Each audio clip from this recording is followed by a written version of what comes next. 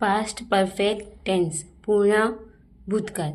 આનાથી પહેલાં જે વિડીયો હતો એમાં આપણે શું જોયું હતું? પૂર્ણ વર્તમાનકાળ પ્રેઝન્ટ પરફેક્ટ ટેન્સ. હવે જે પાસ્ટ પરફેક્ટ ટેન્સ છે એમાં શું હોય છે? કર્તા પ્લસ હેડ પ્લસ ક્રિયાપદનું ભૂત કૃદંતનું રૂપ. આપણે પૂર્ણ વર્તમાનકાળમાં પણ જોયું હતું કે ક્રિયાપદનું શું આવે છે? ભૂત કૃદંતનું રૂપ જ આવે છે. ભૂતકાળમાં પૂર્ણ થયેલી ક્રિયા દર્શાવવા માટે પાસ્ટ પરફેક્ટ ટેન્સનો ઉપયોગ થાય છે. આમાં બધાની સાથે હેડ આવે છે. I, we, you, they, he, she, it એની સાથે શું આવે છે? હેડ આવે છે.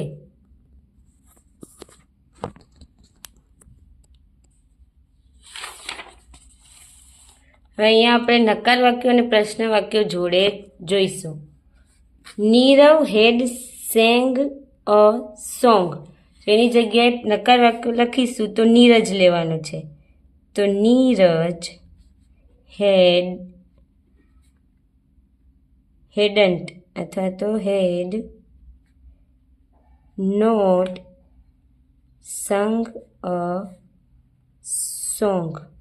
ટૂંકું રૂપ થશે હેડન્ટ. પ્રશ્ન વાક્ય બનાવીએ તો had Nirav sang a song પ્રશ્નાર્થ ચિહ્ન.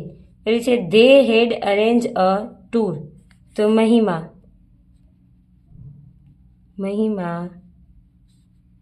હેડ નોટ અરેન્જ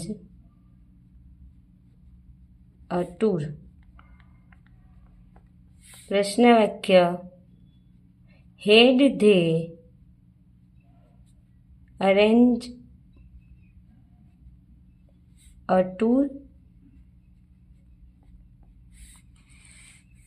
ત્રીજું છે Vraj had drunk a water. એની જગ્યાએ શું લખવાનું છે? ભવ્ય. નકાર વાક્યમાં Bhavya had not drunk a water. પ્રશ્ન વાક્ય બનાવીશું હેડ વ્રજ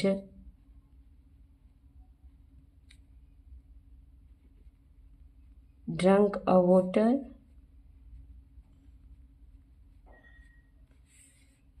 ચોથું છે ધ પિયુન હેડ રંગ ધ બેલ. તો નકાર વાક્યમાં ટીચરનો ઉપયોગ કરવાનો છે. તો ટીચર હેડ નોટ રંગ ધ બેલ. પ્રશ્ન વાક્ય હેડ ધ પિયુન રંગ ધ બેલ.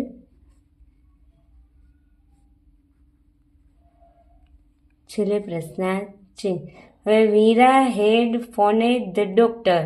તો ભરત, આનું તમારે પ્રશ્ન વાક્ય બી બનાવવાનું છે અને નકાર વાક્યમાં જે કૌંસમાં આપેલો છે એ શબ્દ ઉપયોગ કરીને નકાર વાક્ય બી બનાવવાનું છે અને એનો આન્સર કોમેન્ટમાં આપવાનો છે.